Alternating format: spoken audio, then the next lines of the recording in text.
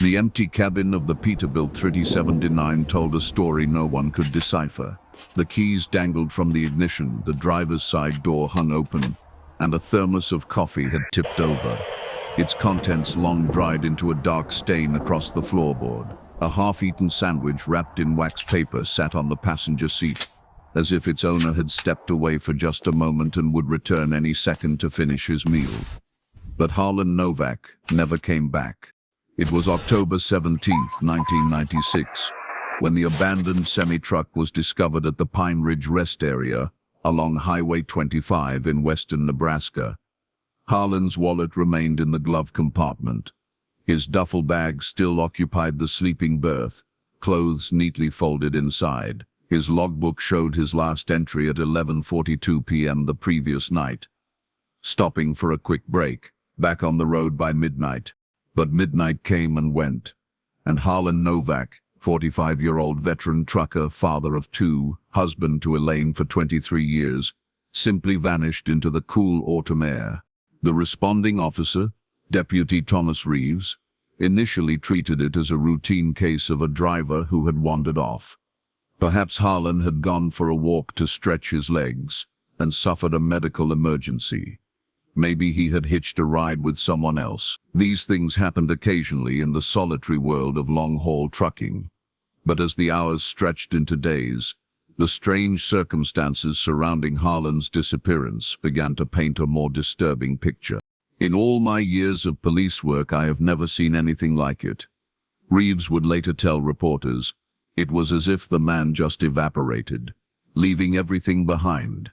The mystery of what happened to Harlan Novak that night would haunt his family, baffle investigators, and eventually cold case enthusiasts for over 2 decades, until a group of hobby divers made a discovery that would send shockwaves through the community and finally begin to unravel the truth behind one of the most perplexing disappearances in the Midwest.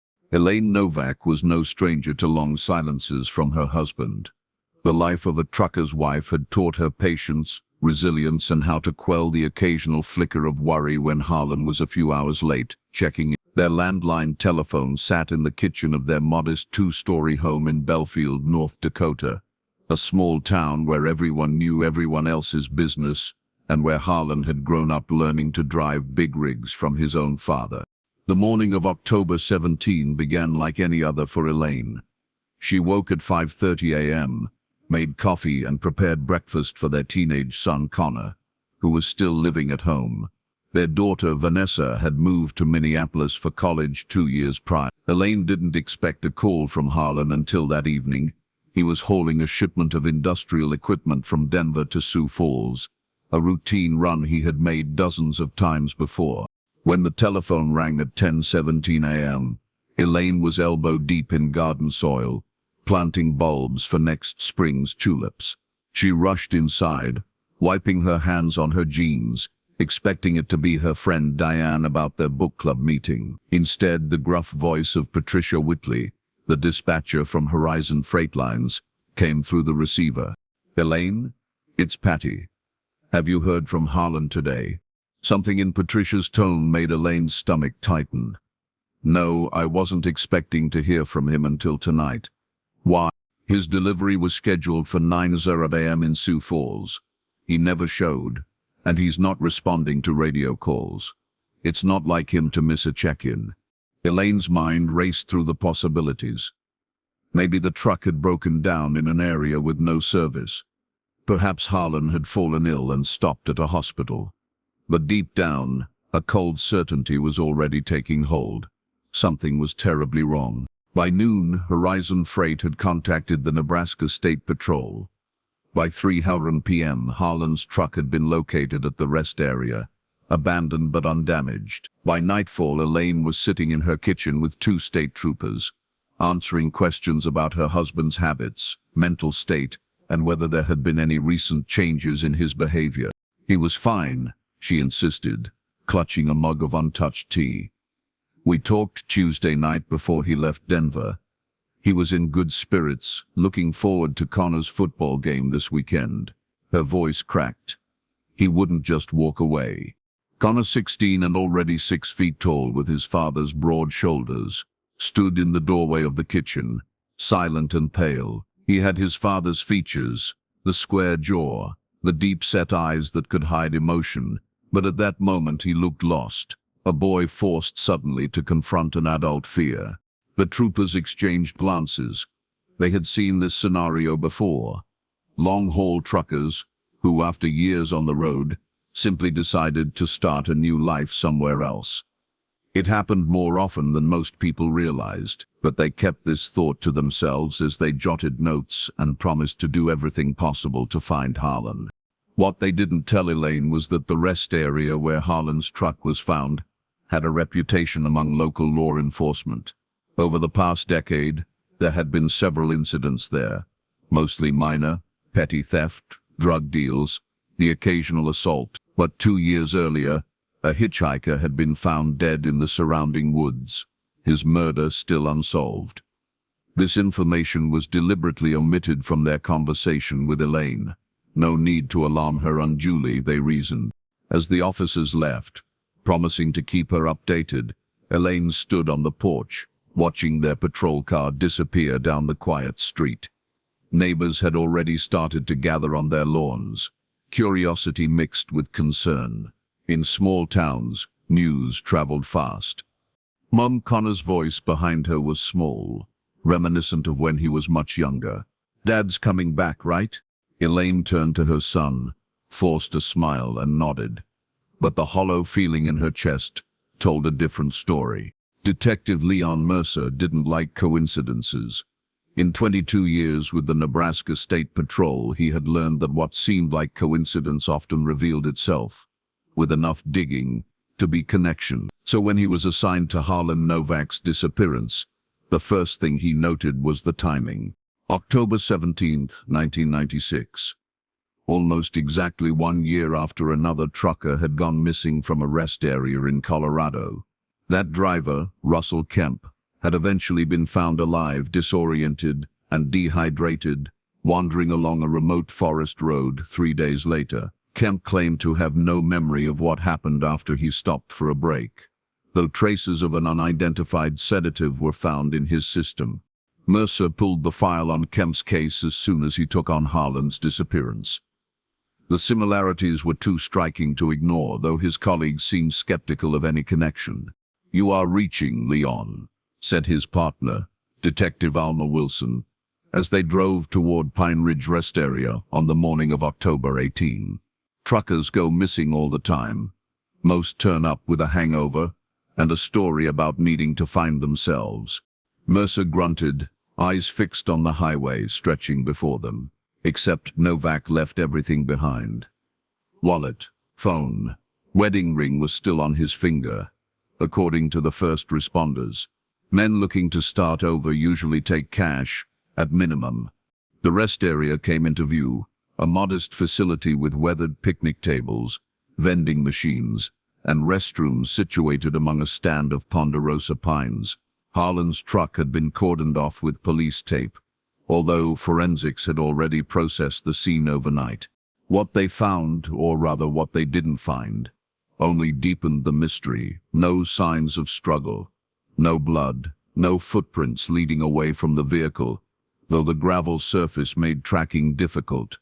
The truck's CB radio was still on, tuned to channel. The last call Harlan had made was to another trucker at 11:37 p.m., saying he was stopping for a quick break. Frank Donovan, the driver who had received that call, had already been interviewed. He reported nothing unusual about Harlan's manner or message. Just said he was going to stretch his legs, grab some coffee from his thermos and hit the road again. Regular stuff. Harlan was always by the book, never one for trouble. Mercer circled the truck slowly, taking in details that the forensics team might have overlooked. The position of the seat pushed far back, accommodating Harlan's 6'2" frame. The radio preset buttons worn smooth from use. The small wooden cross hanging from the rearview mirror, a gift from Vanessa, according to Elaine. "Check this out," Wilson called from the other side of the cab. She pointed to the passenger door handle. "Fingerprints were wiped clean here. Everywhere else we have got Harlan's prints, but this spot's been deliberately cleaned." Mercer's interest sharpened. Someone else was in the truck with him, or someone was careful about getting in after he was gone. They expanded their search to the surrounding area. The rest area backed up to a wooded hillside, dense enough that a person could disappear from view within seconds of entering. A small creek ran about a quarter-mile behind the facility, eventually feeding into the North Platte River. By midday, they had assembled a search team, state patrol officers, local volunteers, and a pair of tracking dogs. They combed the woods in expanding circles from the rest area, calling Harlan's name and looking for any sign of disturbance in the underbrush. It was one of the dogs that found the first clue, a travel-sized bottle of mouthwash, the same brand found in Harlan's truck, half buried in leaves about 300 yards into the woods. Nearby, they discovered a single boot print that matched the size and tread pattern of Harlan's work boots. "He came this way," Mercer said, crouching to examine the print. "Voluntarily or forced, can't tell. But the pattern's deep at the toe, like he was moving quickly." The dogs followed the scent to the creek where it vanished. The water was shallow but moving swiftly enough to carry a person downstream if they fell in.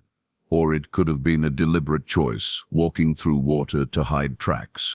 By sunset, they had found nothing more. No additional footprints, no clothing, no Harlan. The search would continue in the morning with reinforcements, but as darkness fell over Pine Ridge, Mercer couldn't shake the feeling that they were already too late. Whatever happened to Harlan Novak had been set in motion the moment he pulled into that rest area, and the truth was slipping away from them with each passing hour. The dashboard clock in Harlan's truck had stopped at 11:53 p.m. The battery wasn't dead. Something had caused the electrical system to short out at that specific time. Forensic technicians found this detail puzzling but not necessarily significant. Old trucks had quirks, and the Peterbilt was pushing 15 years of hard service. But to Elaine, that frozen clock became an obsession. Those digital numbers, 11:53, marked the last confirmed moment of her husband's existence.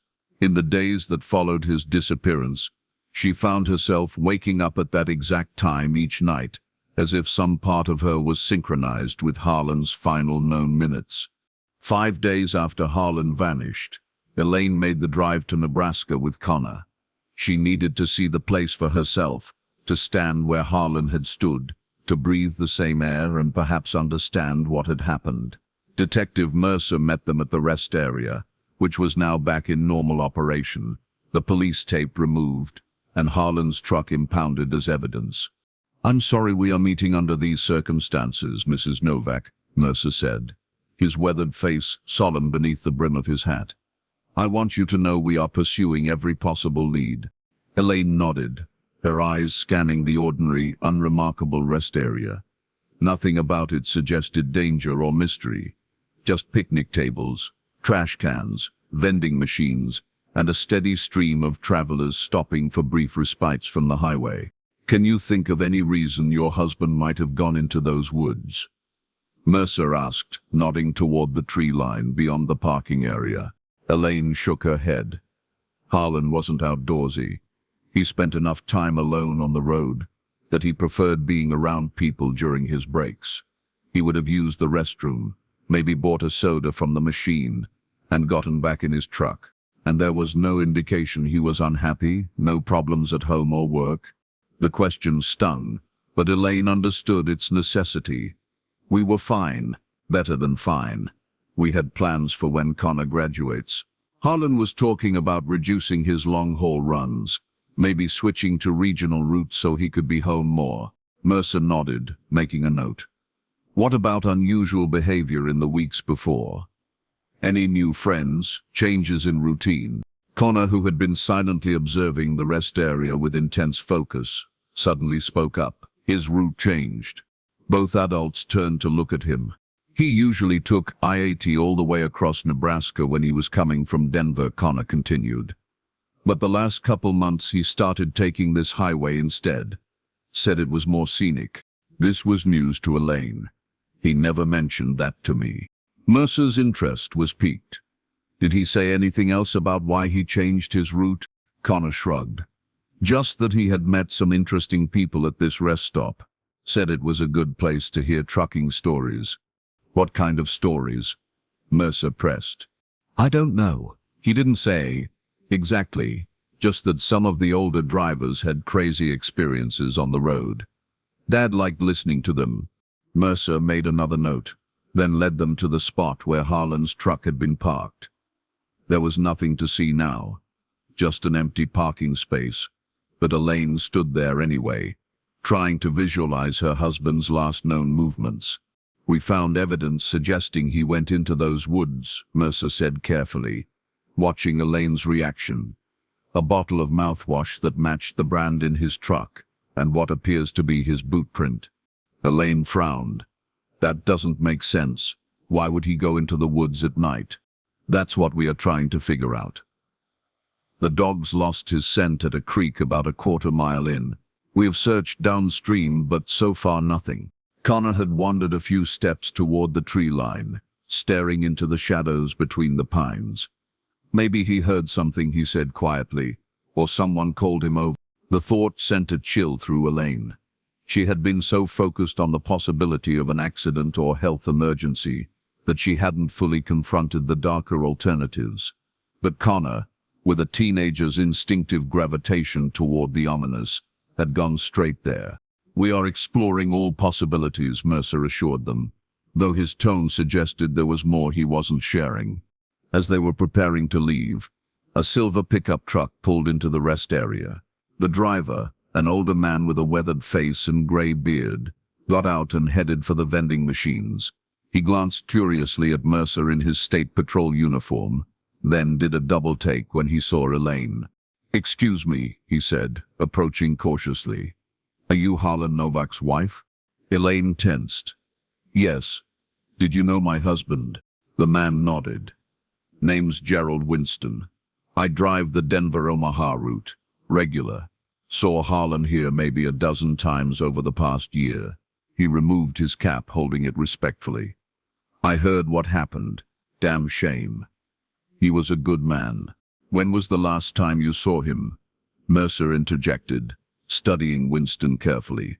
Must have been about 3 weeks back. We had coffee from these machines. Winston nodded toward the vending area. He seemed preoccupied, not his usual self. Did he say why? Elaine asked. Winston hesitated. Well, he mentioned something about a load that didn't sit right with him. Said the manifest didn't match what he was actually hauling.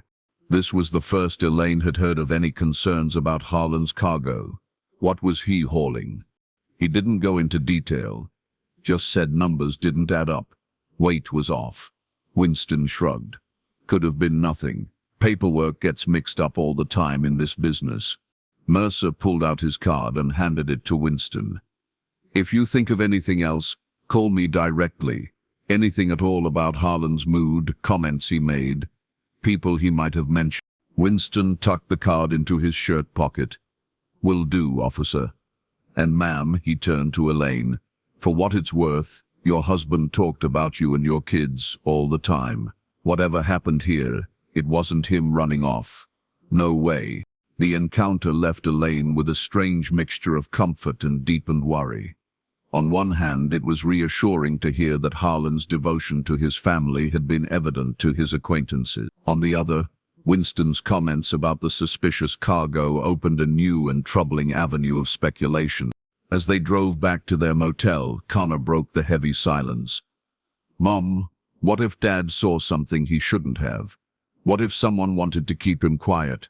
Elaine gripped the steering wheel tighter. Let's not jump to conclusions. Detective Mercer seems competent. He will figure this out. But privately, she was already wondering if Harlan had stumbled into something dangerous. He had always been scrupulously honest, sometimes to his own detriment. If he had discovered something illegal about his cargo, he wouldn't have looked the other way. That night, in the quiet of the motel room while Connor slept, Elaine called Vanessa in Minneapolis. Her daughter had wanted to come with them to Nebraska, but midterm exams had made that impossible. We went to the rest stop today. Elaine said softly, mindful of waking Connor. It was ordinary. Nothing that explains what happened. Did they find anything new? Vanessa's voice was tight with worry. Some evidence. He went into the woods behind the rest area.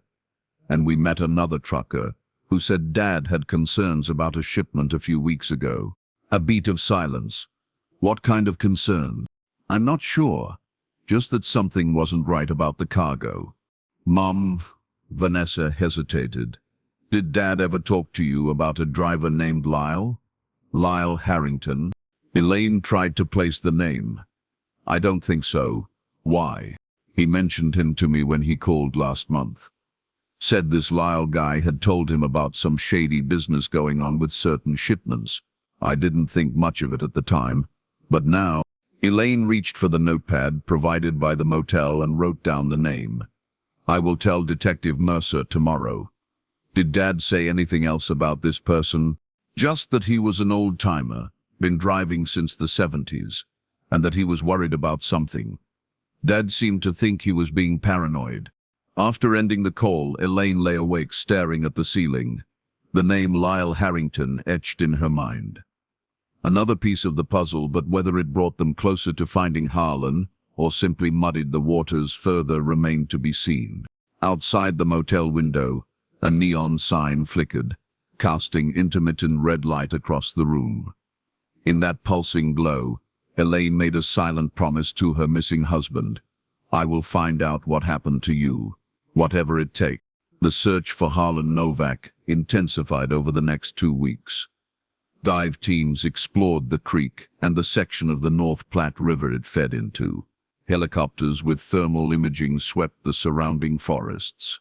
Cadaver dogs were brought in to search for the possibility that no one wanted to name. Nothing.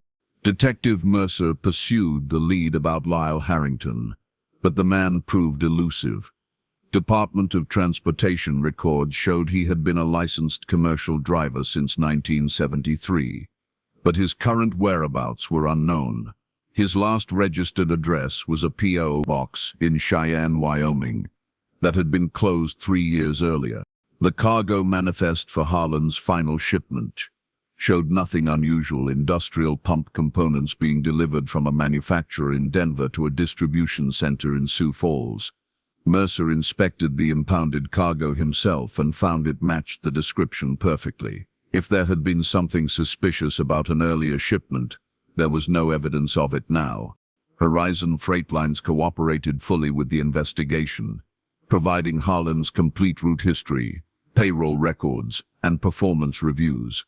He had been an exemplary employee, no disciplinary issues, consistent on-time deliveries, regular medical checkups as required by DOT regulations. His last physical, 3 months before his disappearance, showed him to be in excellent health for a man of 45, with no concerning medical conditions. As October turned to November, the active search began to wind down. Without new leads or evidence, the case was gradually sliding into the limbo of unsolved mysteries. For the Novak family, this transition was like a second loss, the painful recognition that the machinery of investigation was moving on while they remained frozen in uncertainty. Elaine returned to North Dakota with Connor, but found it impossible to resume normal life. The house echoed with Harlan's absence. His clothes still hung in the closet. His favorite coffee mug sat unwashed in the sink from the morning he had left for his final run. Friends and neighbors brought casseroles and offered sympathetic platitudes, but their kindness only underscored the new reality. She was now a woman whose husband had vanished without explanation, an object of both pity and morbid curiosity. Connor withdrew into himself, his grades slipping, his participation in football, once his passion becoming mechanical and joyless. Vanessa took a leave of absence from college and moved back home, unable to concentrate on her studies while her father's fate remained unknown. The first snow of winter fell on Baffled in late November, covering the town in a pristine blanket of white. Elaine stood at the kitchen window watching the flakes descend, thinking of how Harlan always joked that the first snowfall was North Dakota's way of tucking in for a long winter's nap. The phone rang, startling her from her reverie. It was Detective Mercer. Mrs. Novak, we have located Lyle Harrington. Elaine's heart raced. Where? What did he say about Harlan? He's in a hospital in Idaho. Terminal cancer. He doesn't have much time left, but he's agreed to speak with us. I'm flying out tomorrow morning. I'm coming with you, Elaine said, her tone brooking no argument. There was a pause on the line. Mrs. Novak, I understand your feelings, but this is... My husband, she interrupted. My husband who's been missing for 6 weeks while your investigation goes nowhere. I'm coming to Idaho. Another pause, longer this time. All right, but I can't promise Harrington knows anything useful. And given his condition, well, just prepare yourself. Elaine made arrangements quickly. Vanessa would stay with Connor. The flight from Bismarck to Boise was scheduled for 8:15 a.m. By this time tomorrow, she might finally have some answers about what happened to Harlan. She spent the night packing a small bag and trying to organize her thoughts. What would she ask Lyle Harrington? What could a dying man tell her about her missing husband? The connection between them remained obscure, linked only by Vanessa's recollection of a brief mention in a phone call. When Elaine finally slept, she dreamed of Harlan standing in the woods behind Pine Ridge Rest Area. In the dream, he was trying to tell her something, but his words were drowned out by the rushing sound of the creek. He pointed urgently toward the water, his face contorted with fear or warning. Elaine tried to reach him, but the distance between them kept expanding until he was just a diminishing figure among the trees. She woke at 4:30 a.m., the remnants of the dream still clinging to her consciousness. Outside, the snow had stopped, and the world was silent under its white covering. Elaine dressed mechanically, her mind already in Idaho, already facing Lyle Harrington and whatever secrets he might hold. The hospital in Boise was like any other antiseptic smells, squeaking rubber shoes on linoleum. The hushed tones of staff and visitors navigating the thin boundary between life and death. Mercer had arranged for a private interview with Harrington, explaining to the staff that it pertained to an ongoing missing persons investigation. Lyle Harrington occupied a private room in the oncology ward. The man in the bed bore little resemblance to what Elaine had imagined. She had pictured a grizzled old trucker, sturdy despite his illness. Instead, Harrington was a shadow, skeletal. His skin yellowed with jaundice. His breathing labored even with oxygen assistance. "Mr. Harrington," Mercer said gently, "thank you for agreeing to speak with us. This is Elaine Novak, Harlan's wife." Harrington's rheumy eyes fixed on Elaine. "You look like he described you," he said, his voice a dry whisper. "He showed me a picture once. Said you were the best thing that ever happened to him." Tears threatened, but Elaine forced them back. "Mr. Harrington, do you know what happened to my husband?" The old man closed his eyes briefly as if gathering strength. "Not exactly, but I might know why." He gestured weakly for water, and Elaine held the cup with its bent straw to his lips. After sipping, he continued, "Harlan and I got to talking at that rest area, Pine Ridge. I stopped there regular, or used to before this." He gestured vaguely at his failing body. "When was this?" Mercer asked. "Started maybe a year ago. We had run into each other every few weeks, got friendly. Harlan was interested in the old days of trucking, before all the regulations. I have been driving since before he was born. Vanessa, my daughter, mentioned you told Harlan about some shady business with certain shipments," Elaine prompted. Harrington's expression darkened. "Yeah, I noticed it maybe 2 years back. Certain companies, certain routes, paperwork that didn't add up, way stations being skipped, always the same patterns. What kind of cargo?" Mercer leaned forward. "That's just it. It looked ordinary. Machine parts, agricultural equipment, nothing that would raise flags. But the weight was always off. And sometimes," he paused, coughing wetly, "sometimes there had be extra security, men you wouldn't expect for a routine shipment." "Did you report this to anyone?" Mercer asked. Harrington gave a weak laugh that dissolved into another cough. Who had listened to an old trucker with conspiracy theories? I tried once, with a highway patrol officer I knew. He brushed it off, said without specific evidence, there was nothing to investigate. So what did Harlan have to do with this? Elaine pressed, fighting to keep her voice steady. He started noticing the same things. About 3 months before he disappeared, he was assigned a route that fit the pattern, Denver to Sioux Falls, but with an unusual stop in North Platte. He said the cargo was listed as irrigation equipment, but the weight was off by nearly a ton. Did he look inside the containers? Mercer asked. Harrington shook his head slightly. They were sealed. Breaking the seal would have cost him his job. But he took pictures of the paperwork, the seal numbers, started keeping a log. Elaine's breath caught. A log? Where? He kept it in an old address book. Said it looked innocent that way. Would be in his truck or at your house. No such address book had been found in Harlan's truck or at home. Elaine and Mercer exchanged glances. Mr. Harrington, Mercer said carefully, do you believe what happened to Harlan was connected to these suspicious shipments? The dying man's eyes grew distant. Last time I saw him, about a month before he vanished, he was worried, said he had figured something out. Something big. Wouldn't tell me details. Said it was safer if I didn't know. His breathing became more labored, and a nurse appeared in the doorway, checking monitors with a concerned expression. Just a few more minutes, Mercer assured her. Harrington seemed to rally slightly. There was a name Harlan mentioned. Someone he thought was involved at a high level. Thornfield or Thornhill. Something like that. Did he say who this person was? Elaine asked. Some big shot. Political connections. Harlan was gathering evidence to take to the FBI, not local authorities. He didn't trust. Harrington's voice faded, his energy visibly depleting. The nurse stepped forward more insistently. He needs to rest now. Mercer nodded and stood. Thank you, Mr. Harrington. You have been very helpful. As they turned to leave, Harrington's voice rose once more, surprising in its sudden strength. The creek. Did anyone check upstream? Elaine froze, her dream rushing back to her. Harlan pointing at the water. The search focused mainly downstream, Mercer answered, assuming if he fell in, the current would carry him that way. Harrington shook his head with what seemed like his last reserves of energy. Not the man, the evidence. Harlan said, if anything happened to him, look upstream, at the source.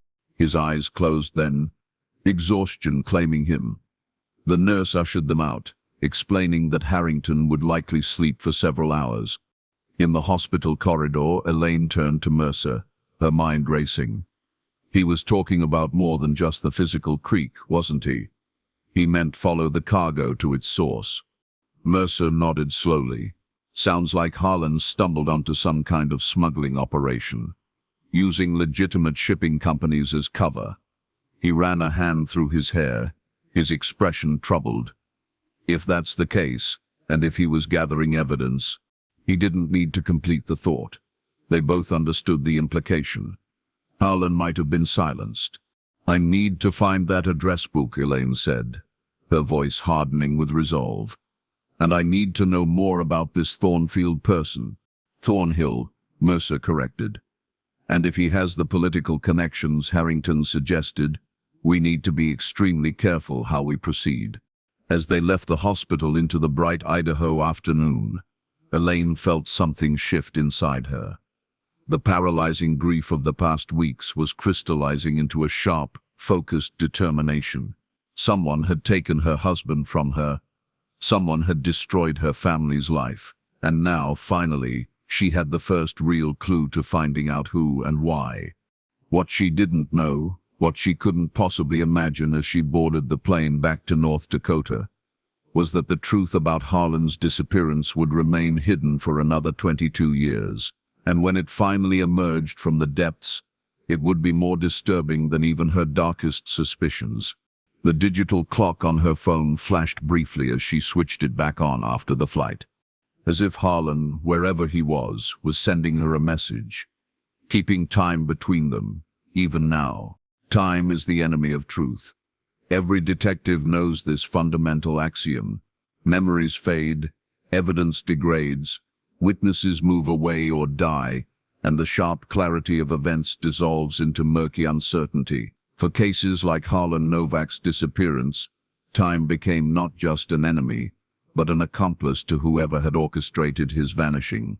By the spring of 1997, the active investigation had dwindled to occasional follow-ups on increasingly implausible tips. Detective Leon Mercer remained officially assigned to the case, but the demands of new crimes, ones with fresh evidence and living victims, inevitably pulled his attention elsewhere. The case file for Harlan Novak grew thick with interview transcripts and search reports, but thinner on promising leads.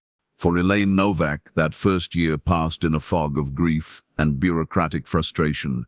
The search for the mysterious address book Lyle Harrington had mentioned turned up nothing. She and the children dismantled their home piece by piece, looking for it, checking behind drawers, under floorboards, inside the lining of Harlan's old jackets. If he had hidden evidence of his discoveries, he had done so with such thoroughness that even those who knew him best couldn't uncover it.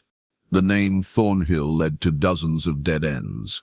There were Thornhills in politics, in business, in academia, none with any obvious connection to shipping or Nebraska or anything that might link them to Harlan. Mercer ran the name through every database available to law enforcement, finding nothing suspicious enough to warrant deeper investigation.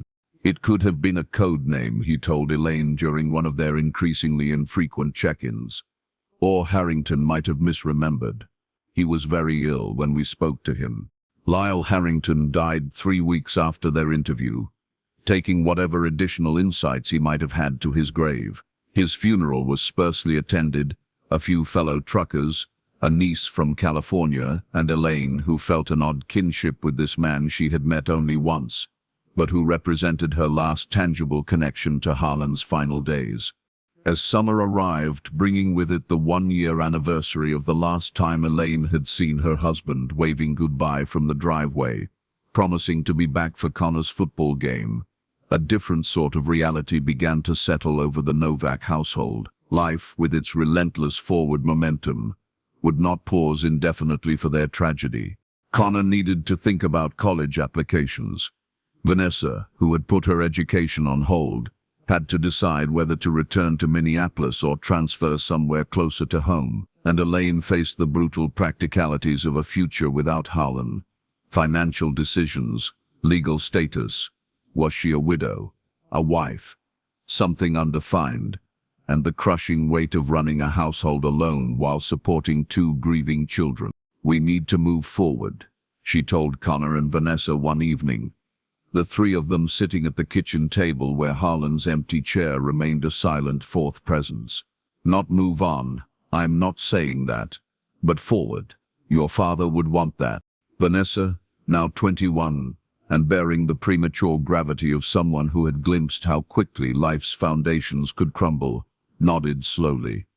"I have been thinking about transferring to North Dakota State. It's only an hour away.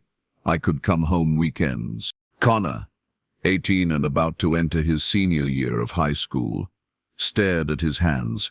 "I got an email from Coach Briggs today. Wants to know if I'm playing football this fall." He looked up, his eyes so like Harlan's, filled with conflict. "Dad would want me to play, right?" "He'd want you to destroy the competition," Elaine said, managing a smile that felt foreign on her face. "He had been telling you to start training yesterday." The conversation marked a turning point, not healing, exactly, but adaptation, a recognition that their grief could become either a tomb that enclosed them or a weight they learned to carry while still moving forward. That fall, Connor returned to football with a ferocity that startled his teammates and coaches. He played like someone with nothing to lose and everything to prove, earning the attention of college scouts despite having missed most of his junior year. Vanessa transferred to NDSU, choosing a criminal justice major with a minor in computer science, fields that might someday help her unlearn what had happened to her father. And Elaine, after months of hesitation, finally went through Harlan's closet. donating most of his clothes but keeping his favorite flannel shirt, which still held a trace of his scent. Life, as it inevitably does, went on.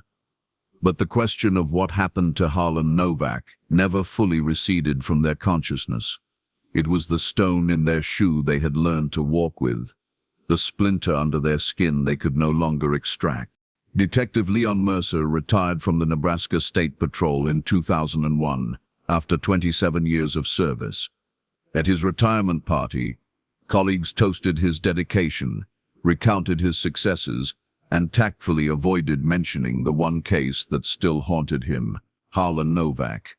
Mercer had solved hundreds of cases in his career, murders, kidnappings, complex fraud schemes, but Harlan's disappearance nagged at him with particular persistence, perhaps because of the conversation with Lyle Harrington, which had suggested something larger and more sinister than a random crime or accident, perhaps because of Elaine's quiet dignity in the face of unimaginable uncertainty, or perhaps simply because, for all his experience, Mercer could not construct a scenario that explained all the puzzling elements of how a man could vanish so completely from a public rest area, leaving virtually everything behind. 2 weeks after turning in his badge, Mercer drove to the Novak home in Baffled. He hadn't told Elaine he was coming. Part of him feared she might refuse to see him, knowing he had failed to find the answers he had promised 5 years earlier. The house looked different than he remembered, freshly painted, new shutters, a garden where there had once been only lawn. Elaine answered the door, surprise registering on her face before she composed herself. "Detective Mercer, this is unexpected." "Just Leon now," he said, suddenly feeling awkward on her doorstep. "I retired last month, and I'm sorry for dropping in unannounced. I should have called." Elaine studied him for a moment, then stepped back. "Come in.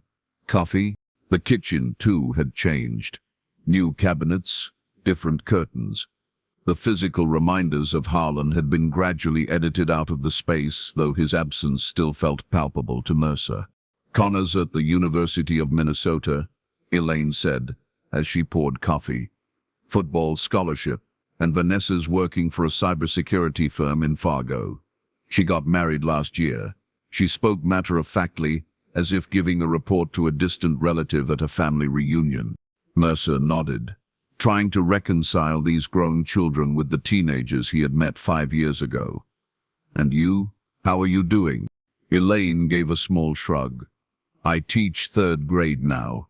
Went back to school. Finished my degree. The days are full." She sat across from him, her eyes direct. "But you didn't drive all this way to check on my well-being."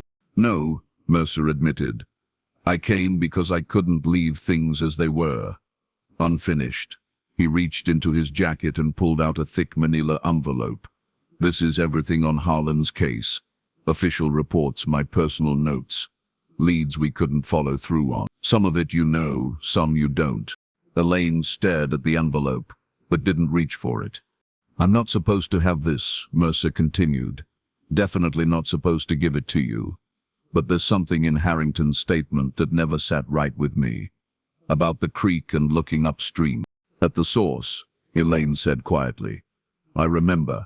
We focused on the cargo, trying to trace shipments, looking for patterns. But what if he meant something else? What if the source was Pine Ridge itself?" Elaine's brow furrowed. "The rest area? We searched it thoroughly.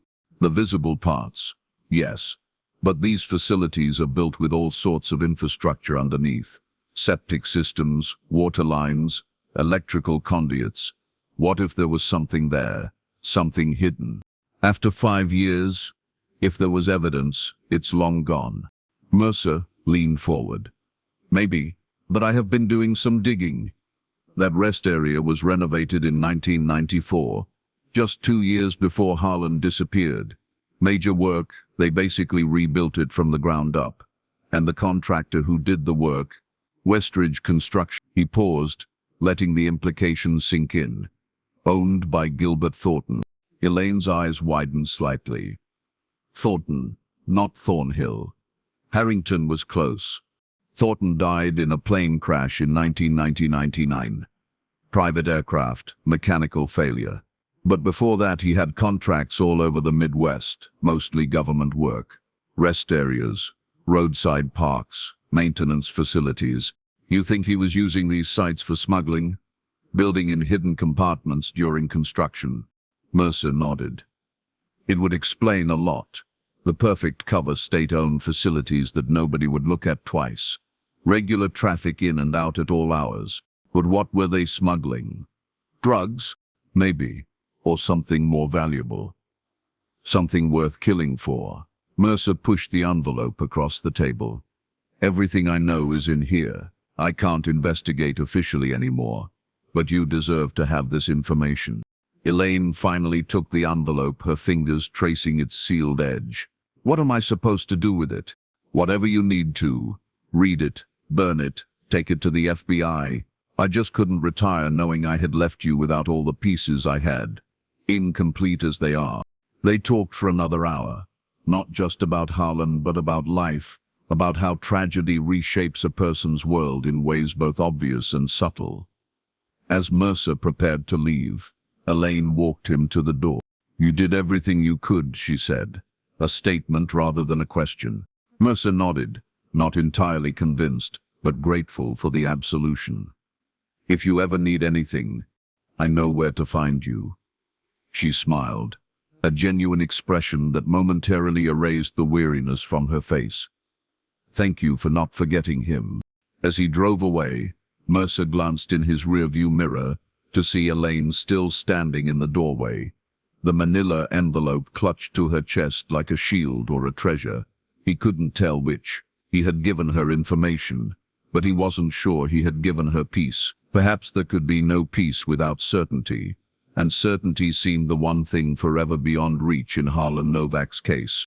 What Mercer couldn't know as he headed back to Nebraska was that the envelope he had delivered would set in motion a chain of events that would eventually lead to the truth, though not in any way he could have anticipated, and not for many years to come. The manila envelope sat unopened in Elaine's closet for nearly a year. She told herself she was waiting for the right moment, when she felt strong enough to face whatever revelations it might contain. But the truth was more complicated. A mixture of fear that it would reopen wounds finally beginning to scar over, and a strange reluctance to reach the end of this last connection to Harlan. Once she read those files, there would be nothing new to learn, no further communication from the life they had shared. It was Connor who finally prompted her to open it. Home from college for Thanksgiving in 2002, he found her sitting in the living room late at night, staring at the envelope she had finally taken from its hiding place. "What's that?" he asked, dropping onto the sofa beside her. At 23, he had outgrown his youthful resemblance to Harlan, developing his own distinct features, stronger jaw, more defined cheekbones. But sometimes, in certain lights or from particular angles, the similarity would strike Elaine with such force that it momentarily took her breath away. "Detective Mercer's files on your father's case," she admitted. "He gave them to me last year." Connor's expression sharpened. "And you haven't opened them? Mom, why not?" Elaine tried to articulate the complex emotions the envelope represented. "Once I read this, that's it. The investigation is truly over." "It's been over for years," Connor said gently. "This doesn't change that, but it might help us understand." Together, they spread the contents across the living room floor. Reports, photographs, interview transcripts, handwritten notes in Mercer's precise script. They worked methodically, creating chronological piles, separating confirmed facts from speculation. Among the documents was a detailed history of Gilbert Thornton and Westridge Construction. The company had been awarded contracts for 16 highway rest areas across 5 states After Thornton's death in 1999, the company was sold to a larger contractor and eventually dissolved. "Look at this," Connor said, holding up a financial report. Westridge was struggling until 1992, nearly bankrupt. Then suddenly they are flush with cash. No new loans on record, no major change in contracts. Money just appears. Elaine examined a map where Mercer had marked all the Westridge construction sites with red pins. They form a corridor, she noted. Denver to Chicago, with branches to Minneapolis and Kansas City. Major distribution routes, Connor agreed. If you were moving something illegal across the country. They continued sorting through the files well past midnight, piecing together a theory that seemed increasingly plausible. Westridge Construction had been modifying highway rest areas to create hidden storage or transfer points for smuggling operations. Harlan, with his regular routes through these corridors, had noticed discrepancies in cargo weights and documentation. He had been gathering evidence, possibly planning to go to federal authorities, and then he had vanished. The last document in the envelope was a newspaper clipping about Gilbert Thornton's fatal plane crash. The small private aircraft had gone down in bad weather over Wyoming in April. The article mentioned that Thornton was survived by his wife, Eleanor, and business partner, Randall Vance, who expressed shock and grief at the tragic accident. Elaine stared at the grainy newspaper photo of Randall Vance, a tall, austere man with cold eyes, standing beside Thornton's widow at the funeral. Something about him seemed vaguely familiar, though she couldn't place where she might have seen him before. "I'm going to look into this," Connor said suddenly. "I have got a friend in my criminal justice program whose dad is FBI. Maybe he can help us get this information to the right people." Elaine hesitated. "After all this time? Connor, your father has been gone for 6 years. Even if this theory is correct, the evidence is probably long gone." "Maybe. But someone knows what happened to Dad. Someone's been walking around free all this time." His jaw tightened in a way that reminded her painfully of Harlan. "I'm not saying we will get justice, but we might get answers." Connor's determination sparked something in Elaine that had been dormant for years. Not hope exactly, but purpose.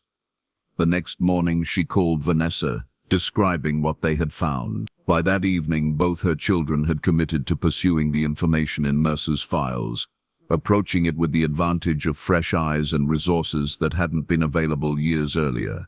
For the first time since Harlan's disappearance, the Novak family was united by something other than grief, a shared mission to uncover the truth, whatever it might be. Time, which had been their enemy for so long, now seemed to accelerate. The years between 2002 and 2018 passed in a blur of ordinary life, punctuated by occasional breakthroughs in understanding what had happened to Harlan, though never the definitive answer they sought. Connor's college friend did indeed help get their information to an FBI agent, who listened politely but explained that without more concrete evidence, there was little the Bureau could do on a case so cold. However, he did flag Gilbert Thornton's name in their system, promising to notify the Novaks if anything relevant ever came up.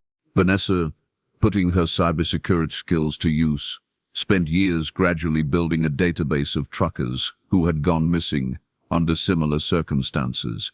Between 1990 and 2000, she identified 8 cases across the Midwest that shared key elements with Harlan's disappearance. Most had been classified as voluntary disappearances or accidents, their investigations cursory at best. "They were invisible," she told Elaine during one of their regular Sunday phone calls. "Middle-aged men with solitary jobs, most from small towns. Easy to dismiss, easy to forget." "Not by their families," Elaine said quietly. "No. I have been in touch with some of them. They all felt the same way we did. That the authorities gave up too quickly, that something wasn't right about the official explanation." Vanessa's work caught the attention of Nathaniel Reed, a true crime journalist who had written extensively about unsolved disappearances. In 2010, he published a long-form article titled "The Vanished: Midwest Truckers and the Silence of the Highways," featuring Harlan's case prominently. The piece generated a brief flurry of interest, including a segment on a cable true crime show, but produced no significant leads. Connor, who had followed his sister into law enforcement and now worked as a detective in Minneapolis, used his position to quietly access records related to Westridge Construction. He discovered that after Thornton's death, many of the company's documents had been sealed as part of a bankruptcy proceeding. The court orders keeping those records private had been granted with unusual speed and little justification. Someone with influence wanted those files buried. He told Elaine and Vanessa during a rare weekend when all three were together at the Baffled house. I have been trying to get them unsealed, but hitting walls everywhere. What about Randall Vance? Elaine asked. Thornton's business partner. Have you been able to track him down? Connor shook his head. He dropped out of public view around 2005. No property records, no tax filings I can access. It's like he disappeared too. Or changed his identity, Vanessa suggested. If he was involved in something illegal back then, he might have decided to vanish once there was renewed interest in these cases. For Elaine, now in her 60s and retired from teaching, these conversations had become both painful and precious. Painful because they highlighted how little progress they had made despite years of effort. Precious because they kept Harlan's memory alive in a way that simple reminiscence could not. They were still fighting for him, still trying to bring him home in whatever form that might take. She had never remarried, though there had been opportunities. The high school principal had asked her to dinner numerous times before finally accepting her gentle rejections. A widower from her church had made his interest clear, but Elaine remained in a state of suspended animation, neither wife nor widow in any conventional sense. She dated Harlan's birthday cards each year and placed them in a box in his closet. She spoke to his photograph before bed most nights, not out of inability to move forward, but from a deep conviction that their story remained unfinished. It was this sense of suspended time that made the phone call. When it finally came on June 8th, Elaine was gardening when her cell phone rang. A luxury she had resisted for years, but had finally conceded to at her children's insistence. The screen showed Connor's name. "Mom," he said without preamble, his voice tight with controlled emotion. "They found something at Lake McConaughy in Nebraska." Elaine's knees weakened, and she sank onto the garden bench. "What? What did they find?" "A truck, submerged in about 40 feet of water. It's been there a long time, they think. A group of hobby divers spotted it while mapping the lake bottom." "A truck," Elaine repeated, her mind racing ahead to the inevitable question. "Is it?" "They don't know yet. The recovery operation is complicated. But Mom, it's the right make and model, and it's in the right time frame based on the condition." Lake McConaughy was a large reservoir in western Nebraska, about 2 hours from Pine Ridge Rest Area. Harlan's route wouldn't normally have taken him anywhere near it. "I don't understand," Elaine said. "Why would Harlan's truck be in a lake?" "I don't know, but I have contacted the Keith County Sheriff's Department. They are handling the recovery. I'm driving down tomorrow morning. You want me to come get you first?" Elaine looked down at her dirt-covered hands, her garden trowel lying forgotten among the marigolds. For 22 years she had imagined countless scenarios of what might have happened to Harlan. None had involved a lake. "Yes," she said finally. "I need to be there." After hanging up, she sat motionless in the garden for a long time, watching bees move methodically from flower to flower. The possibility that they might finally have found Harlan, or at least his truck, filled her with conflicting emotions. Relief at the prospect of answers warred with dread of what those answers might reveal, and beneath it all a strange sense of disorientation, as if the careful equilibrium she had constructed over 2 decades was suddenly destabilizing. That night she dreamed of water, dark, cold, and silent. In the dream she was swimming downward, deeper and deeper, toward a light that seemed to pulse like a heartbeat. But no matter how far she swam, the light remained just out of reach, beckoning her into the abyss. Lake McConaughy stretched before them like a vast inland sea, its surface rippling under a light June breeze. From their vantage point on the shore, Elaine and Connor could see the recovery operation in progress, a barge equipped with a crane, several boats with dive teams, and the floating markers that indicated the location of the submerged vehicle. "They found it by accident," explained Sheriff Ray Hoskins, a weathered man in his 50s who had met them upon their arrival. A group of divers who mapped the lake bottom for fun. They were using new sonar equipment, looking for geological features. When they picked up the outline of a truck, never would have spotted it otherwise.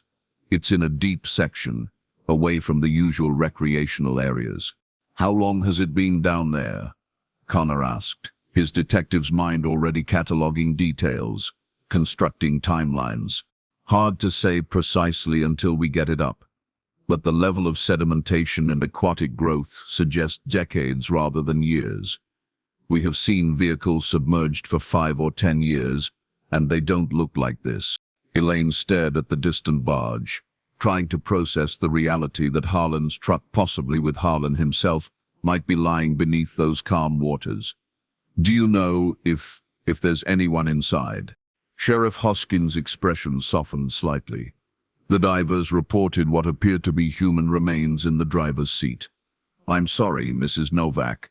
I know that's difficult to hear. Connor placed a supportive hand on his mother's shoulder, but Elaine stood firm, her eyes never leaving the recovery site.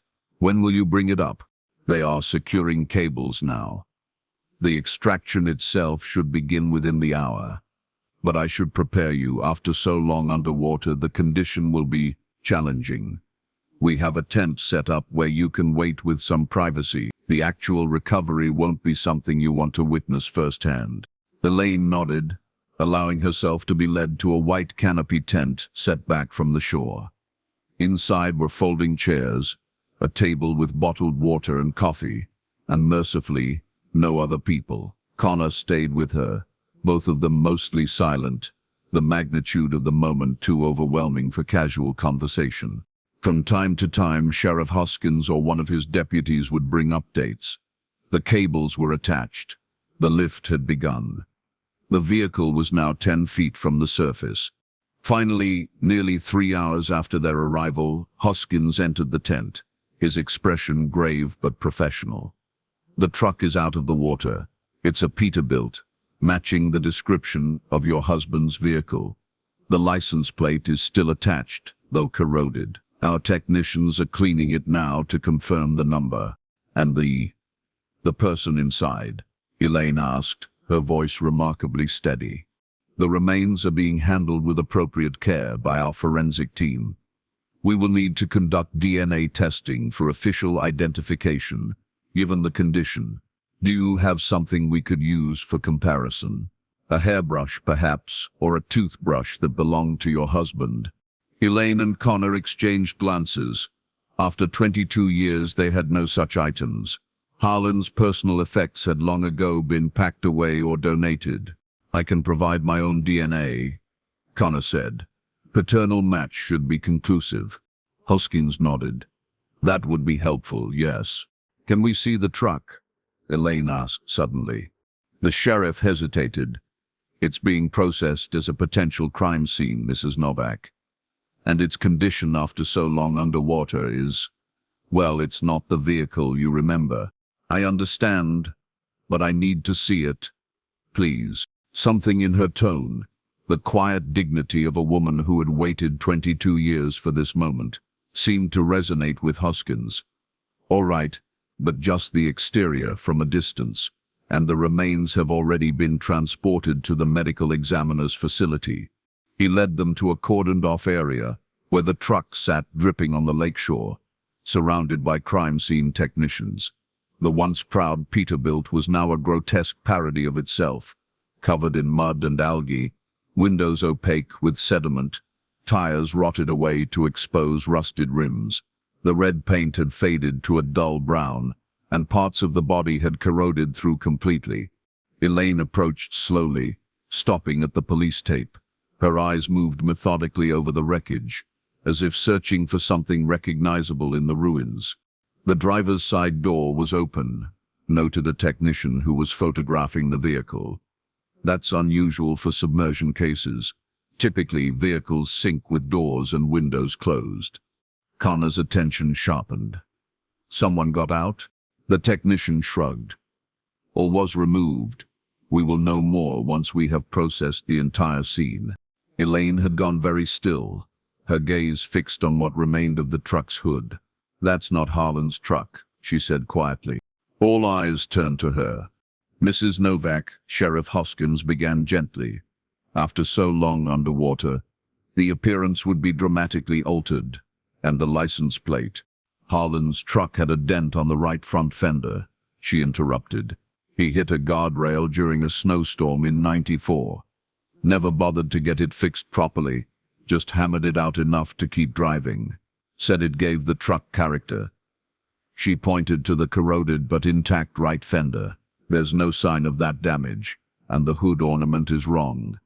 Harlan had a custom one, a miniature bull my father gave him when he started driving. The technicians exchanged glances. The sheriff looked troubled. We will verify the VIN number, he said, if it's still legible. And the license plate? Connor asked. Being cleaned now, should have confirmation shortly. They didn't have to wait long. A deputy approached with a clipboard, his expression confused. Sir, we have got a problem with the identification. The plate doesn't match our records for Harlan Novak's vehicle. It's registered to a Maxwell trucking company out of Omaha, reported stolen in March of 9. A collective silence fell over the group as the implications sank in. The truck in the lake wasn't Harlan's, but it had been deliberately disguised to look like it, with stolen plates applied after his disappearance. And the remains? Connor asked, his voice tight. The deputy consulted his notes. Initial examination suggests a male, similar in height and build to Mr. Novak's description. Clothing is consistent with what he was reported wearing. But there's something else. He hesitated, glancing at Elaine. Go on, she said firmly. The medical examiner found evidence of a gunshot wound to the back of the skull. Preliminary assessment, pending full autopsy, is homicide. Elaine closed her eyes briefly, absorbing this new information. When she opened them again, her expression was resolute rather than shattered. So someone killed this person, put him in a truck disguised to look like Harlan's, and sank it in the lake. They wanted us to think it was Harlan if the truck was ever found. That's one possibility, Sheriff Hoskins acknowledged. But we shouldn't jump to conclusions until we have more evidence. Connor, his law enforcement training temporarily overridden by personal involvement, was already connecting dots. This fits with everything we have suspected for years. Dad discovered something about the smuggling operation. They eliminated him, then created this false trail in case anyone got too close. But why wait months to sink the truck? The sheriff questioned. Your father disappeared in October '96. This truck was reported stolen in March because they needed time, Elaine said suddenly, a terrible clarity coming over her. Time to use Harlan's real truck for something else. Something that needed to look legitimate on the road. The implications hung in the air, too disturbing to fully articulate. If Elaine was right, then Harlan's truck and possibly Harlan himself had been part of the criminal operation after his disappearance, his identity and vehicle used to transport illegal cargo without raising suspicions. We need to reopen the original investigation, Connor said firmly. This changes everything. Sheriff Hoskins nodded slowly. I will contact the Nebraska State Patrol, and given the potential connection to multiple states, the FBI should be notified as well.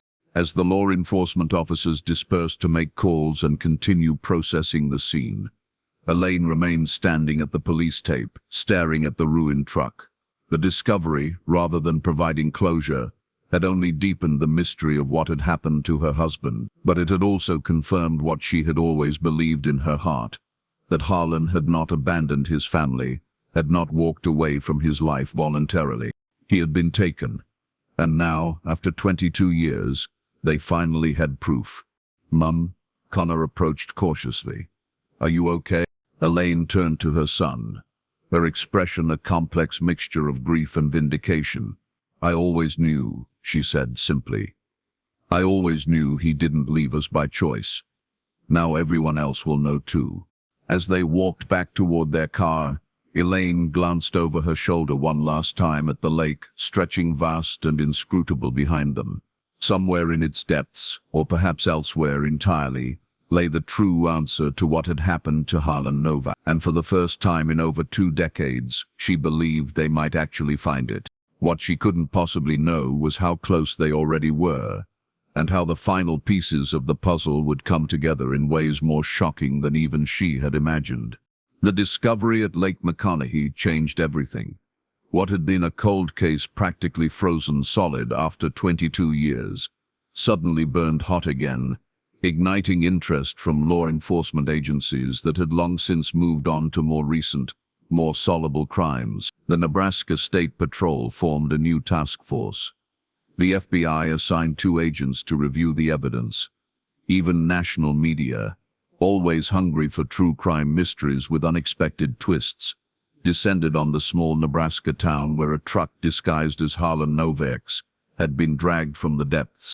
For Elaine, the renewed attention was both validating and exhausting.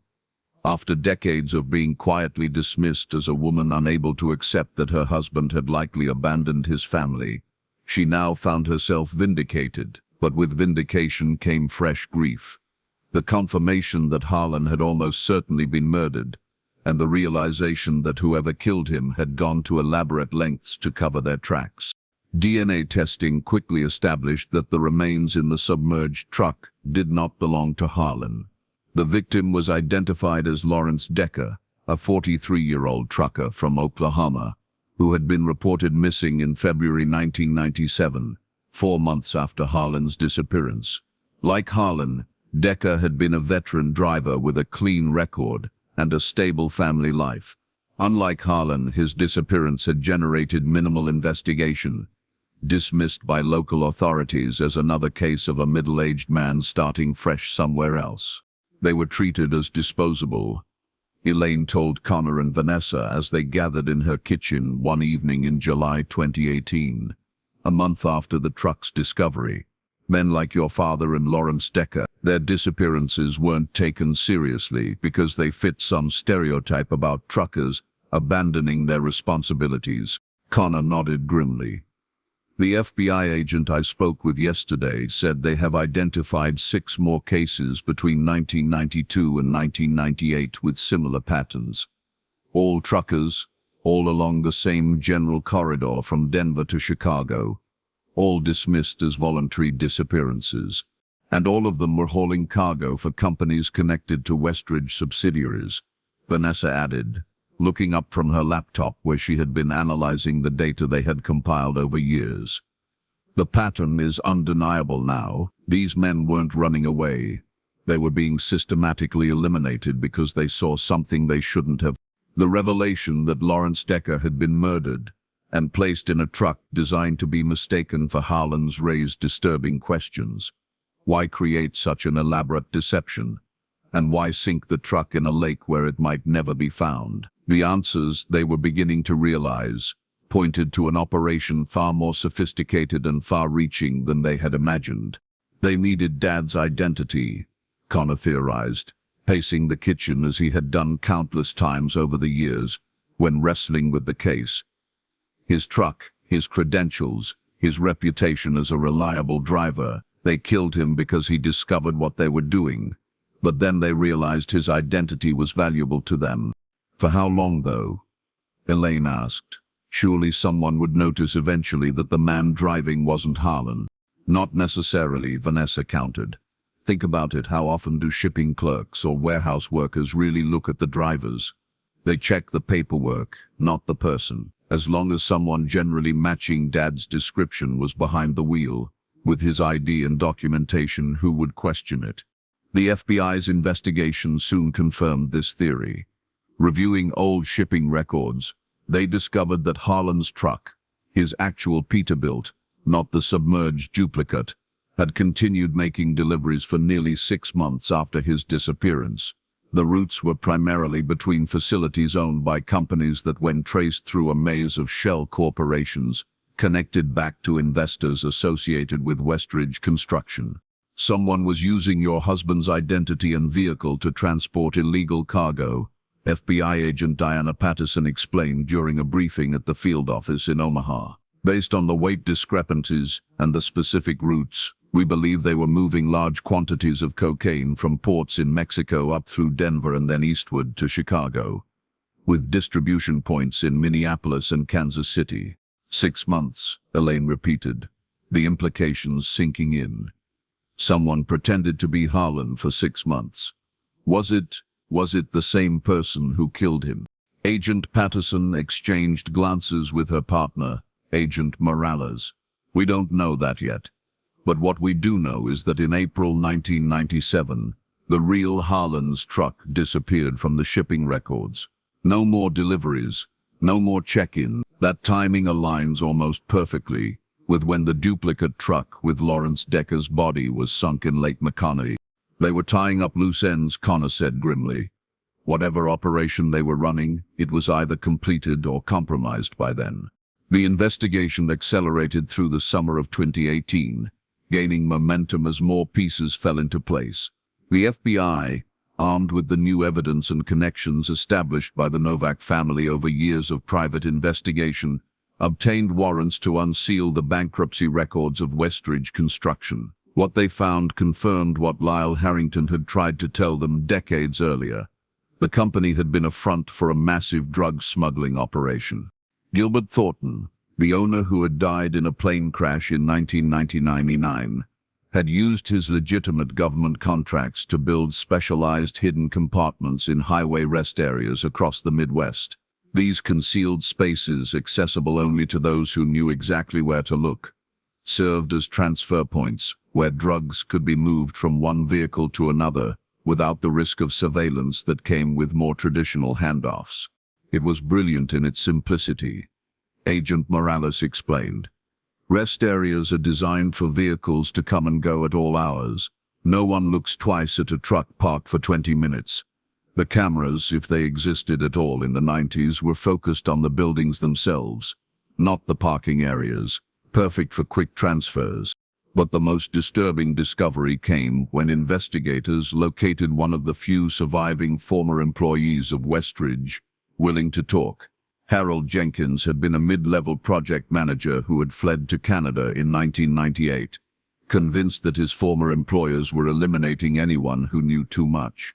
Thornton wasn't the mastermind, Jenkins revealed during a video interview from Vancouver. He was just the front man, the legitimate face. The real power was Randall Vance. He had the connections to the cartels in Mexico, to corrupt officials who looked the other way, to the transportation companies that would use their routes. Thornton was expendable. That plane crash, no accident. Vance eliminated him once the infrastructure was complete. The name Randall Vance had featured in their investigation for years, but always as a peripheral figure. Thornton's business partner who had vanished from public view in the early 2000s. Now armed with Jenkins' testimony and financial records showing massive unexplained cash flows through offshore accounts linked to Vance, the FBI elevated him to their primary person of interest. We believe Vance orchestrated the murders of at least 8 truckers who discovered aspects of the operation. Agent Patterson told the Novak family during an update in August. And we believe he personally took over your husband's identity for those 6 months after Harlan's disappearance. Do you know where he is now? Elaine asked, her voice steady despite the storm of emotions the revelation had triggered. We have leads, Patterson said carefully. Nothing I can share yet, but we are closing in. What Patterson didn't reveal, what she couldn't reveal without compromising the investigation, was that Randall Vance had undergone extensive plastic surgery in Brazil in the early 2000s and returned to the United States under a new identity. He was now living as Richard Valentine, a respected business consultant in Phoenix, Arizona, his criminal past buried beneath a carefully constructed persona and altered appearance. The FBI had been monitoring Valentine for 3 weeks, gathering evidence and preparing for an arrest that needed to be flawless. A man who had orchestrated such an elaborate criminal enterprise, who had murdered multiple people and evaded justice for decades, would not go down easy. They needed him alive, not just to face justice, but because he was potentially the only person who knew what had really happened to Harlan Novak. The Arizona desert shimmered under the relentless September sun, heat waves distorting the view of the sprawling Spanish-style mansion nestled against the foothills outside Phoenix. The residence of Richard Valentine, formerly Randall Vance, stood isolated on 10 acres of private land, surrounded by security cameras and a sophisticated alarm system. FBI agent Diana Patterson adjusted her sunglasses, studying the property from the unmarked SUV parked a quarter-mile away on public land. "He's in there," she said to Agent Morales beside her. "Security team confirms he hasn't left since returning from his golf game yesterday." Morales nodded, checking his watch. "Tactical team is in position. Warrant's been cleared. We go in 30 minutes. Patterson's phone buzzed with a text message. Her expression darkened as she read it. "We have a problem. Local police just got an anonymous tip about suspicious activity at Valentine's property. They have dispatched a patrol car. Someone tipped him off," Morales concluded. "After all these years, he still has people watching his back." "Or watching the watchers," Patterson replied grimly. "Change of plans. We move now." What followed was a carefully choreographed operation that nevertheless teetered on the edge of disaster. The FBI tactical team breached the property from 3 directions simultaneously, only to discover that the mansion's ostensibly robust security system had been disabled from within. As they entered the main house, they encountered no resistance, just empty rooms with evidence of hasty departure. In the master suite, drawers hung open, their contents partially emptied. In the office, a computer monitor still displayed a flight booking confirmation to Bogotá, Colombia, departing in 3 hours, and in the garage, tire marks were still fresh where a vehicle had accelerated rapidly away. "He can't have gotten far," Patterson said, already coordinating with local law enforcement to establish roadblocks. "Every airport, bus terminal, and train station within 200 miles has his photo." But Richard Valentine, or Randall Vance, as she still thought of him, had planned for this contingency. He had not survived and thrived for so many decades without multiple escape routes. As the FBI combed his abandoned mansion, Valentine was already 40 miles away, driving not toward any commercial transportation hub, but to a small private airfield where a helicopter waited, fueled, filed with a false flight plan, and ready for immediate departure. What Valentine couldn't have anticipated, however, was that his past was about to intercept his carefully planned future in the form of Harlan Novak. Connor had taken personal leave from the Minneapolis Police Department to join the search for his father's killer. Though not officially part of the FBI operation, he had been keeping close tabs on the investigation through Agent Patterson, with whom he had developed a professional rapport. When word came that Valentine had likely slipped the net, Connor did what he had been preparing to do for 22 years. He thought like the man who had murdered his father. "He won't use commercial transportation," Connor told Patterson over the phone, as he drove along a desert highway. "Too many cameras, too many witnesses. And he won't head straight for Mexico. The borders will be watching for him. He will want to get distance quickly, then disappear into a secondary location before making his way out of the country." "We are checking private airfields now," Patterson assured him, "but there are dozens within range. Focus on the ones that weren't in the files you seized from his home," Connor instructed. "He's too smart to use a facility that could be easily connected to him. Look for airfields that have changed ownership recently, or ones operated by shell companies." It was this insight that led the FBI to identify Desert Hawk Airfield as Valentine's most likely escape point. As agents raced toward the remote facility, Connor, who happened to be closer, made a fateful decision. Instead of waiting for backup, he would attempt to delay Valentine long enough for law enforcement to arrive. The private airfield consisted of little more than a runway, a small control tower, and a few hangars, all shimmering in the afternoon heat. As Connor approached, he spotted a black SUV parked beside a helicopter whose rotors were already beginning to turn. A man in his 70s, white-haired but still physically imposing, was transferring bags from the vehicle to the aircraft. Even from a distance, even after decades and cosmetic alterations, Connor recognized the man's bearing, the same cold, authoritative presence he had seen in photographs of Randall Vance at Gilbert Thornton's funeral 20 years earlier. This was the man who had murdered his father, who had stolen his identity, who had destroyed his family's peace. Connor parked his rental car to block the runway and approached on foot, his hand on his service weapon but keeping it holstered. He was still a police officer, still bound by procedure and law. Despite the personal nature of this confrontation, "Richard Valentine," he called out over the growing noise of the helicopter. "Or should I say Randall Vance? I'm Detective Harlan Novak, Minneapolis PD." Valentine froze, then slowly turned. His surgically altered face might have fooled facial recognition software, but his eyes remained unchanged, pale blue, calculating, utterly devoid of warmth. Those eyes narrowed as he processed Connor's name. "Novak," he repeated, his voice just audible over the helicopter's engine. "Harlan's boy, you have grown up." The casual acknowledgement sent a chill through Connor. This man remembered him, had perhaps even watched him grow up from a distance, monitoring the family of the man he had murdered. "The FBI is on their way," Connor said, taking a careful step forward. "It's over. 22 years, but it's finally over." Valentine's expression shifted from surprise to something like grudging respect. "Persistent family, aren't you? Your father was the same way. Wouldn't let go once he caught the scent." "Where is he?" Connor demanded, the question that had haunted his family for 2 decades finally directed at the one person who might actually answer it. "What did you do with him?" A smile ghosted across Valentine's face. "You really want to know? After all this time? Some mysteries are better left unsolved, boy." "You are not getting on that helicopter," Connor stated flatly. "You can tell me voluntarily, or you can tell the FBI. But you will tell us what happened to my father."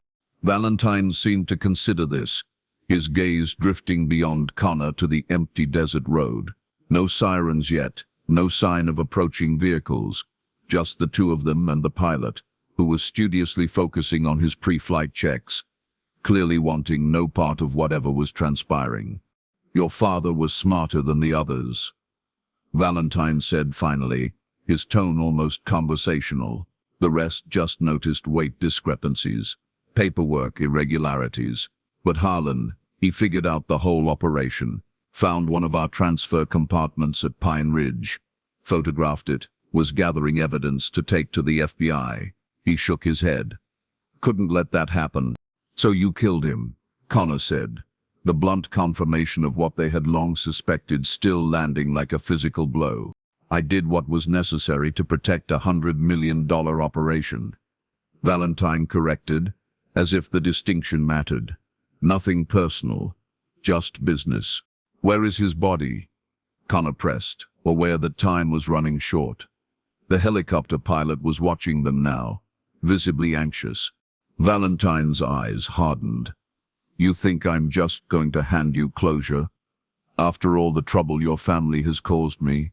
He reached into his jacket, causing Connor to draw his weapon instinctively. "Hands where I can see them," Connor shouted.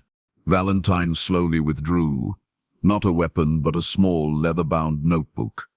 "Your father's address book, the one he used to document our operation. I have kept it all these years as a reminder." He held it out. "Maybe it's time to let go of old souvenirs." Connor hesitated, torn between maintaining his aim and retrieving what might be the last tangible connection to his father. As he wavered, Valentine made his move, not toward Connor but sideways, hurling the notebook in one direction while lunging toward the helicopter in the other. Connor dove for the notebook instinctively, a decision he would replay in his mind countless times in the days to come. In that split second of distraction, Valentine climbed into the helicopter, which immediately began to lift off. Rising to his feet, notebook clutched in one hand and weapon in the other, Connor faced an impossible choice. He could fire at the ascending helicopter, potentially killing Valentine and losing forever the knowledge of what had happened to Harlan. Or he could let the man escape, preserving the possibility of eventual capture and confession. In the end, it wasn't really a choice at all.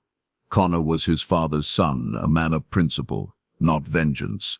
He lowered his weapon and watched as the helicopter banked sharply to the east, quickly becoming a diminishing speck against the vast Arizona sky. The FBI arrived 3 minutes later, just in time to witness the helicopter disappearing over the horizon. Agent Patterson was furious at Connor's unauthorized intervention, but fell silent when he handed her Harlan's address book. He confirmed everything, Connor told her quietly. He killed my father because he discovered one of the transfer compartments at Pine Ridge Rest Area. He as good as confessed to the whole operation. Patterson's anger subsided as she leafed through the small notebook, its pages filled with Harlan's neat handwriting. Dates, license plate numbers, weight discrepancies, locations. The evidence he had died collecting. This is enough to dismantle whatever remains of his network, she acknowledged. And with your testimony about his confession, we can charge him in absentia. He will be a fugitive for the rest of his life. But he didn't tell me where my father is, Connor said, the weight of that missing piece settling over him anew. After everything, we still don't know what happened to him after that night at Pine Ridge. Patterson placed a hand on his shoulder. The notebook might tell us. Your father was methodical. If he documented the operation this carefully, he might have left other clues. She was right. In the following days, as FBI forensic analysts pored over the address book, they discovered that Harlan had used a simple substitution cipher for his most sensitive observations. Once decoded, these notes revealed not just details of the smuggling operation, but locations, specific coordinates where Harlan had observed unusual activities or suspected transfer points. One set of coordinates, marked with a simple question mark, led to a remote section of the North Platte River, about 5 miles downstream from Pine Ridge Rest Area. The autumn sun cast long shadows across the riverbank as Harlan Novak stood watching the recovery team at work. The water level was low this time of year, revealing sandbars and partially submerged debris that had accumulated over decades. A team of FBI evidence specialists in waders moved methodically through a section cordoned off with yellow tape, probing the riverbed with long metal rods. Connor and Vanessa flanked their mother, their expressions a mixture of hope and dread. This spot, identified through Harlan's own notes, represented their last, best chance to find him after 22 years of searching. "We have got something," called one of the agents, his rod having struck something solid beneath the silty bottom. Metal object, approximately 6 feet in length. The team converged on the spot, deploying a small portable pump to clear away sediment. As the murky water was displaced, the outline of a large metal container gradually emerged from the riverbed, a rectangular box, corroded but intact, secured with a heavy padlock. "It's a shipping container," Agent Patterson observed, having joined the Novaks on the shore. "Smaller than standard, but same construction. Industrial grade. Can you open it?" Elaine asked, her voice barely audible over the sound of the pump. Patterson nodded to the recovery team, who positioned cutting equipment around the padlock. The sound of metal grinding against metal echoed across the water, and then, with a final snap, the lock gave way. A hush fell over the scene as 2 agents carefully raised the container's lid. From where they stood on shore, the Novaks couldn't see the contents, only the agents' reactions, their sudden stillness, the solemn exchange of glances. Patterson waded out to join her colleagues, bending to examine the container's contents before making her way back to shore, her expression carefully composed. "Mrs. Novak," she said gently, "we have found human remains. Based on the clothing and personal effects, we believe it's your husband." Elaine nodded slowly, having prepared herself for this moment for decades. "How did he die?" she asked, her voice steady. "We will need the medical examiner to confirm, but there appears to be trauma to the skull consistent with a gunshot wound." Patterson hesitated. He was bound, hands and feet. The container was likely weighted and submerged immediately after his death. Connor's jaw tightened, his hands curling into fists at his sides. Vanessa placed an arm around her mother's shoulders, but Elaine stood remarkably straight, her gaze fixed on the container that had been her husband's tomb for 22 years. "He knew what they would do to him," she said quietly. "That's why he left the coordinates. He knew where they would take him." Among the personal effects recovered with Harlan's remains was a water-damaged leather wallet. Inside, preserved in a plastic sleeve, was a family photograph.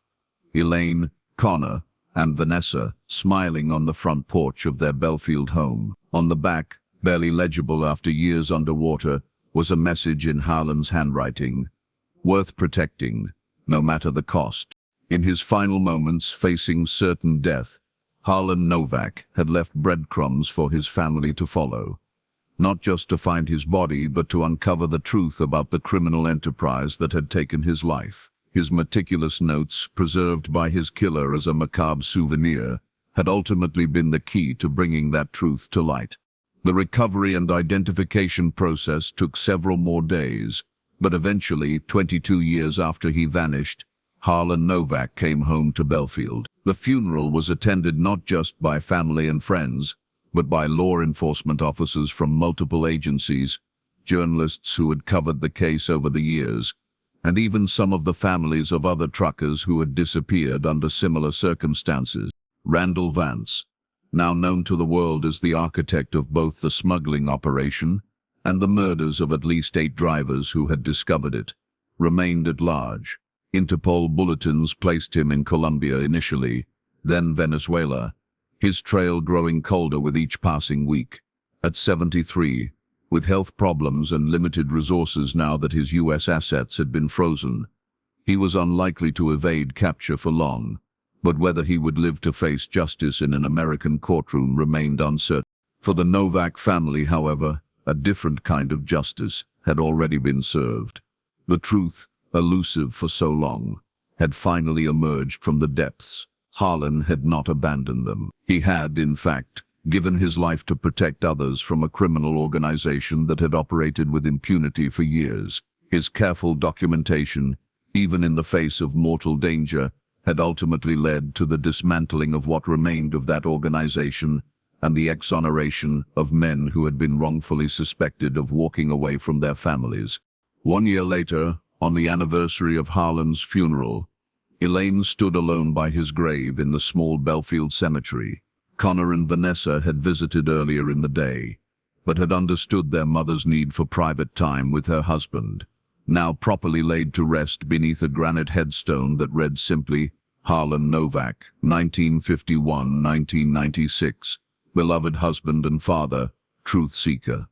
She placed a small bouquet of wild flowers, the kind that grew along the highways Harlan had traveled for so many years, at the base of the stone. "They found Vance yesterday," she said quietly, as if continuing a conversation. "In a hospital in Caracas, pancreatic cancer. He won't make it back for trial." She paused, considering how she felt about this news. "I thought I'd want to see him face justice in a courtroom, but knowing the truth, that seems to matter more than watching him in handcuffs." A gentle breeze stirred the cemetery grass, carrying the scent of approaching rain. Elaine sat on the small bench she had placed beside the grave, one that offered a view across the rolling North Dakota prairie that Harlan had loved. "Connor's been promoted," she continued, heading a new task force focused on missing persons cases that were prematurely classified as voluntary disappearances. "Your case changed how they approach these investigations now." Pride tinged her voice, and Vanessa's consulting with the FBI on their database systems, making sure people don't fall through the cracks anymore. In the distance, a semi-truck's air horn sounded as it traveled along the highway, a familiar sound that no longer brought the sharp pain it once had. Time hadn't healed all wounds. Some were too deep for that, but it had transformed them into something she could carry without being crushed by their weight. "I found your wedding ring," she said, touching the gold band she now wore on a chain around her neck. "It was with you. They cleaned it up for me. She smiled slightly. 27 years and it still fits me perfectly. Always did have an eye for detail, didn't you? The first raindrops began to fall, pattering softly on the cemetery grounds. Elaine made no move to leave, simply opening the umbrella she had brought in anticipation of the shower. You know, all those years I kept waiting for a sign, some message from you telling me what happened. Turns out you had left me all the clues I needed.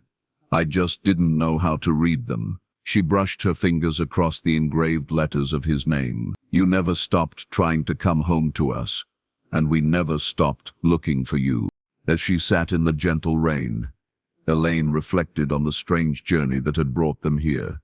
From the night Harlan vanished, to the day his remains were finally recovered from the river, from desperate uncertainty to hard-won truth. The mystery that had consumed her life for so long had been solved, though not in the way she had hoped during those early days of searching. What remained now was not mystery, but meaning. The meaning of Harlan's life and death, the purpose his children had found in their own careers, the legacy of a man who had chosen to stand against corruption, even knowing what it might cost him. We are okay, she told him softly as she prepared to leave. Not the life we planned, but we are okay. You would be proud of them, of all of us. As Elaine walked back to her car, she passed another fresh grave, that of Leon Mercer, the detective who had never given up on Harlan's case even after retirement. He had lived just long enough to see the mystery solved, attending Harlan's funeral with oxygen tubes and a wheelchair, determined to see the case through to its conclusion. 2 months later, cancer had claimed him, but he had died knowing that his persistence had helped bring truth to light. In the parking lot, Elaine paused beside her car, gazing back at the cemetery now veiled in gentle rain. For 22 years, she had lived with the weight of not knowing. Now she carried a different weight, the knowledge of what had happened, of how Harlan had suffered, of the evil that men could do in pursuit of profit. It wasn't an easier burden, but it was one she could bear with dignity, knowing that the truth, however painful, had finally surfaced from the depths. The truck discovered in Lake McConaughy had been just the beginning, the first ripple that eventually revealed the body in the river, the smuggling operation built into America's highway system, and the courage of a man who had given everything to expose it. Harlan's final journey had been a dark one, but the light of truth he had sought to protect had at last broken through. As Elaine drove away from the cemetery, the rain began to ease, and patches of blue appeared between the clouds. Ahead, the highway stretched toward the horizon, the same endless ribbon of asphalt that had been Harlan's workplace and ultimately his tomb. But now that road also represented something else, the path that had finally led them to answers, to closure, and perhaps eventually to peace. The mystery of what happened to Harlan Novak had been solved, but the impact of his disappearance and discovery would continue to ripple outward, changing how missing persons cases were investigated, bringing closure to other families whose loved ones had vanished along America's highways, and reminding those who might be tempted by corruption that truth, no matter how deeply buried, has a way of eventually rising to the surface. In the end, the most chilling discovery wasn't what had happened to Harlan Novak, but how close his killers had come to erasing him completely, to transforming a man of principle into just another stereotype, another sad story of abandonment. Had it not been for his own foresight in leaving clues, and his family's relentless pursuit of the truth, Randall Vance's carefully constructed deception might have stood unchallenged forever. Instead, Harlan's story had been reclaimed from the depths both literally and figuratively, reminding everyone that behind every cold case, every unsolved disappearance, lies not just a mystery, but a human being whose truth deserves to be known.